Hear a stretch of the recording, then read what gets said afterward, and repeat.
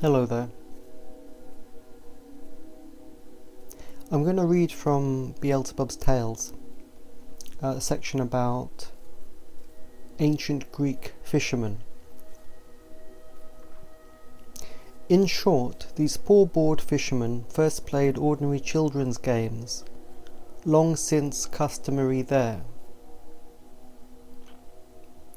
But later, when one of them invented a new game called pouring from the empty into the void, they were all so pleased with it that from then on they amused themselves with that alone.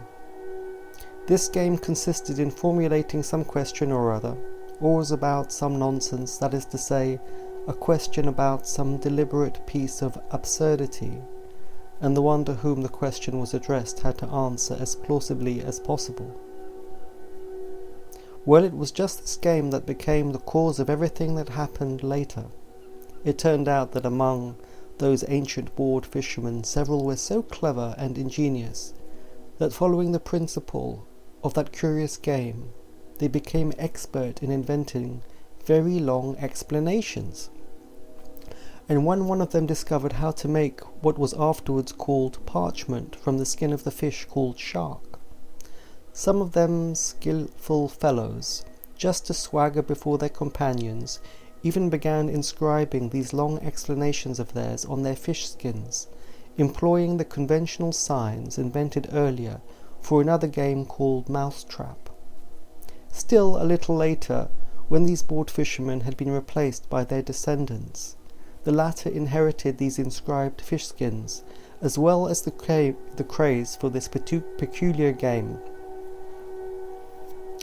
And these various inventions, both their ancestors and their own, were given for the first time the high-sounding name of science. And from then on, as this craze for cooking up these sciences passed from generation to generation, the beings of that group, whose ancestors had been simple Asiatic fishermen, became specialists in inventing sciences of every sort. These sciences, moreover, also passed from generation to generation, and certain of them have reached contemporary beings of that planet almost unchanged. Hence it is that almost half of what are called the ego plasticuri arising in the reason of the contemporary beings of that ill-fated planet, from which in general what is called a world outlook is formed in beings, are crystallized just from the truths invented by these bored fishermen and their descendants.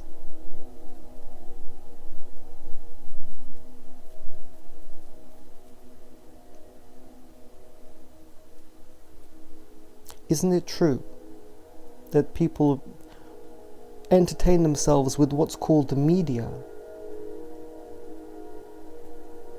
All sorts of words and theories and emotions and heroes and villains, it's all kind of cooked up into a tasty meal, and it satisfies them.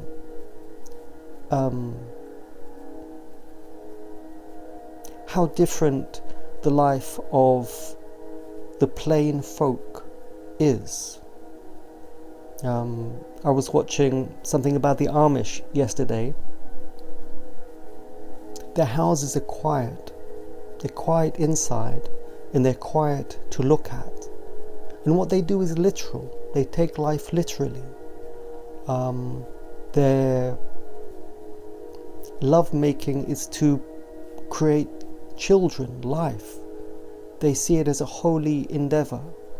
Their work and their words are for their aims. Their aims, like building and farming, they have aims. Their lives are literal. They see the sun rise, and they rise with it. There is a man and a woman, and they are employed for the purposes for which they are created. They are ordered people and dry people. They haven't got that sort of sugary slickness of the modern world.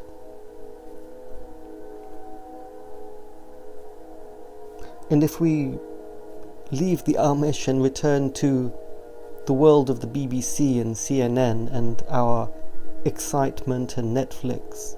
What is all that stuff? It's all just a kind of fantasy. It's a kind of meaninglessness. Where is the aim and goal of any of this? People are just trying to amuse themselves before they die by using high-sounding words. Pandemic. Anything that is exciting is particularly valued, and something that sounds smart or intelligent or philosophical. You know, if you see a chart or a graph, it gives you relief from the sense inside you that this is all aimless. And if you stand back and you see yourself staring at a screen and amusing yourself whilst your life carries on without you,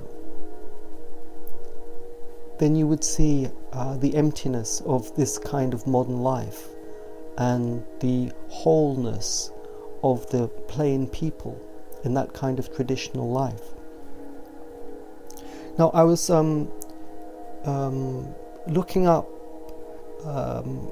an entry by an author called Thomas Kuhn, who wrote a very interesting book called The Structure of Scientific Revolutions.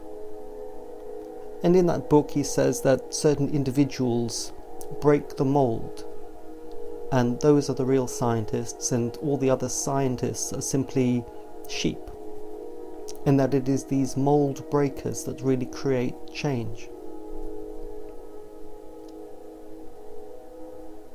But in the article that I read, I'll read out a paragraph.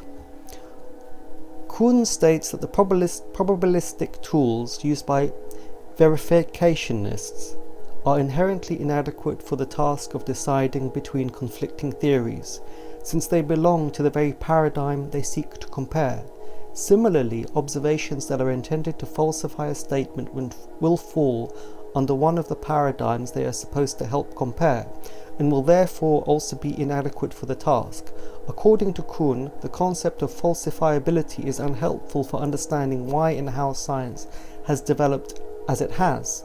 In the practice of science, scientists will only consider the possibility that a theory has been falsified if an alternative theory is available that they judge credible. If there is not, scientists will continue to adhere to the established conceptual framework. If a paradigm shift has occurred, the textbooks will be rewritten to state that the previous theories has been falsified. That's a paragraph. And that's how these people talk. What does it mean? What does it mean in relation to the life of the man who wrote it?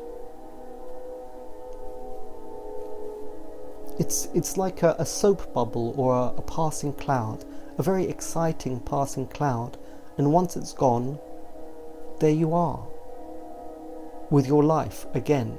And these passing clouds have no relation to your life. It's a social chit-chat of a very exciting and dramatic kind. You see, the real initiation and the real awakening is into this life on earth, which is real, which is your real field. To enter into this life is the real awakening. How strange that is, because spirituality is described as something from beyond, isn't it? Something higher, because this worldly life is too low for us. People want something higher because they imagine they know everything about this life and this world and these hands and this earth. But they do not, because most people simply titillate themselves on the news and have almost no contact with this world itself. in my sewing projects, or more properly reupholstering projects, which require many skills, not just sewing, and is a very good 3-part work. It was quite painful to learn all the things that I had to learn from scratch. Even after I had sewn the covers, I had to then place the covers over the furniture and learn how to tension them correctly and fit them correctly and staple them to the furniture correctly. That in itself was a lot of work with a lot of small, subtle skills.